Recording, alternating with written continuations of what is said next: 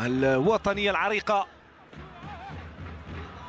والمحترمة، وعنده جمهور ذواق يتابع ويواكب كما هو الحال لعديد من الجماهير. كرة أمامية، فرصة جول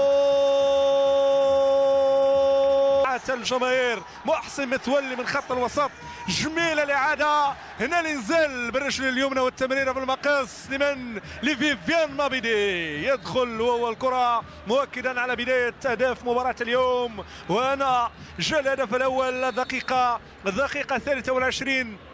طريقه جميله، تمريره ممتازه ولا اروع من محسن متولي. شوف التمرير في غياب التسلل، هنا الانزال، هنا الانزال، نزل الكره بكونترول ممتاز وتصويبه كانت للاتمام. تعادلان، واحد امام الرجاء، تبعد الكره، فرصه اماميه، هذه مقوسه صوب المرمى، ماذا يحدث للدفاع؟ تصويب جول الجمهور وهو منتشي بهذا الهدف. محسن متولي في التمرير، هنا الابعاد، هنا الابعاد، وهنا تحدث عن الدفاع الراقي، هيا تصويبه بالمقاس وهدف.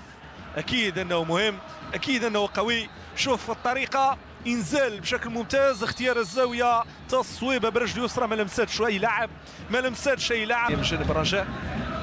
لاعبين براحه، هنا محاوله ممتازه، فيفيان مابيدي، كره داخل منطقه العمليات، فيفيان مابيدي، تصويبه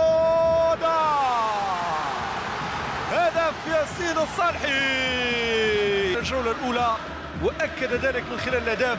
هذه التمريره من متولي لفيفيان مابيدي في غياب الرقابه، ما كايناش الرقابه، ما كايناش الرقابه بتاتا.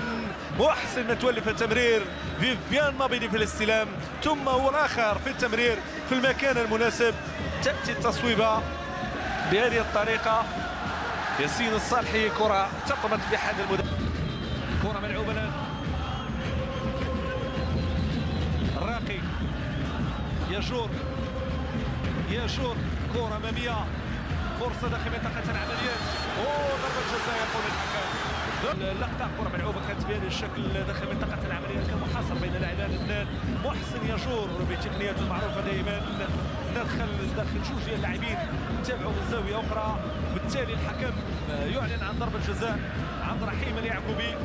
متولي في ضربة جزاء للهدف الرابع، محسن متولي يصوب،